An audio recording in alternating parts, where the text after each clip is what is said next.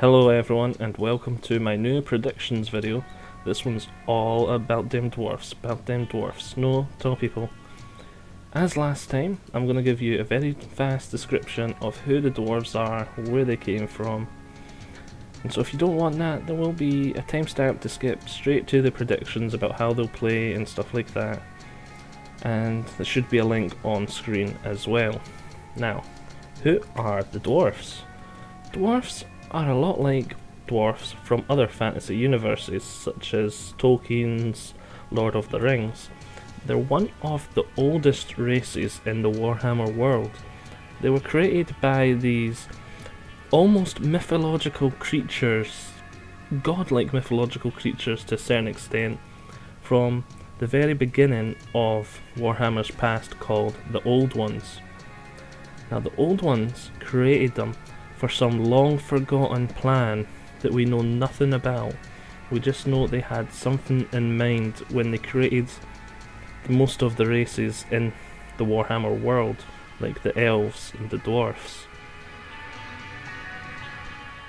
Now the dwarfs used to be a very large, very proud and very strong race in the Warhammer world, but after all their wars with Chaos and the elves, it is dwindled. They're no longer a numerous race. They're still very proud, and the dwarfs that are left are still very strong. There's just not a lot of them remaining. Dwarfs are incredibly loyal. Incredibly loyal. If you save a dwarf, his family and his descendants will always look out for you and your family and your descendants.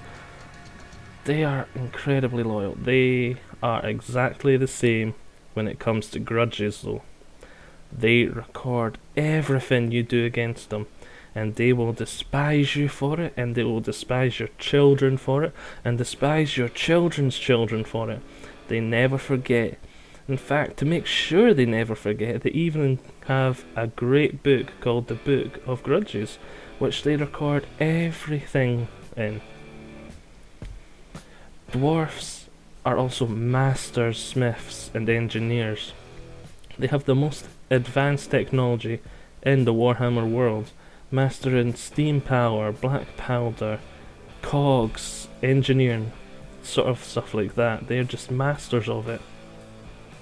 Dwarfs at the moment are currently very close allies with the Empire, and that is where the Empire gets most of its technology from as well. Dwarfs live in underground fortresses, which are called holds, but most of these holds, well, I'd say about 50% of them, have fallen either to Skaven, orcs, chaos, or some other calamity that has befallen the Dwarven race. Which brings me to their starting location. The starting location for the dwarfs is just east of the Empire in the mountains called the World's Edge Mountains. These mountains aren't actually near the edge of the Warhammer world, they're actually closer to the middle. The reason they're called that is because the centre of the Warhammer world is called the Old World. The Old World? That sounds right. Yeah, I think it is the Old World. There's something incredibly close if that's not right. And these mountains are right on the edge. So on one side of them, you've got the Empire, and on the other, you've got Badlands. Now, how will the dwarves play?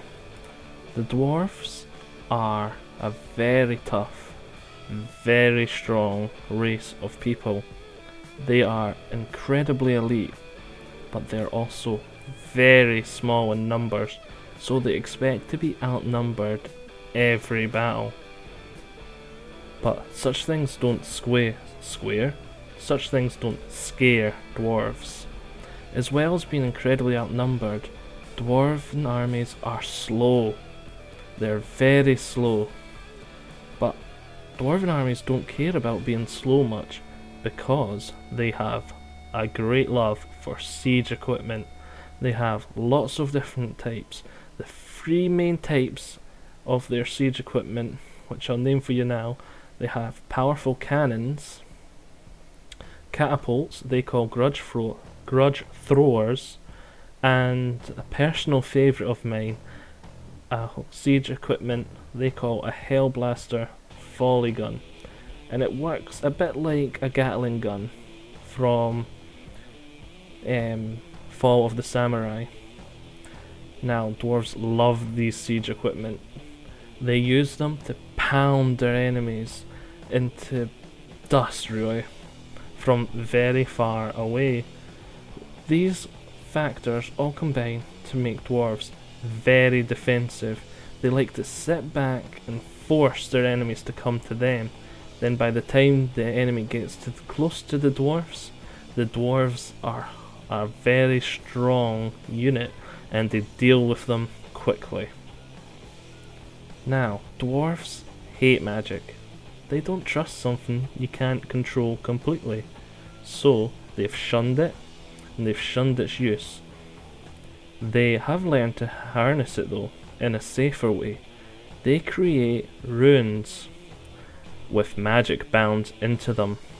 These runes create different effects, and they are mainly used by combining them with their master forged weaponry. They may put a rune onto a cannon which will make it more accurate, or they may put another rune on an axe to give it flaming attacks.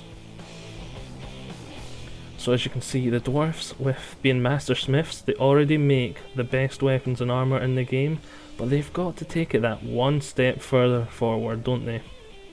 Now, dwarfs don't get magic, as you may have guessed from my statements earlier, so they don't get a mage. But what do they get instead? They get a runesmith. Runesmiths are heroes that can strike runes to unleash some sort of power similar to a spell. They're also pretty effective at shutting down your opponent's magic. Dwarfs get another type of hero that is almost unique to them, but they do use it more often.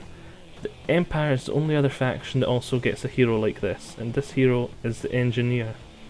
Now these engineers work on siege equipment to improve their accuracy, make them reload faster, and to generally make them break down less. So there we go, that's the dwarves. I hope you've enjoyed this. I hope I've kept you informed. They're a pretty straightforward race, the dwarves, but they're also a powerful one, and I think they'd be great for people starting out because of that defensive play style. They just get to sit back and pound their enemies to dust. So there we go, I've explained the dwarfs. I've already said that. So bye, hope you enjoyed this video. See you all for the next one.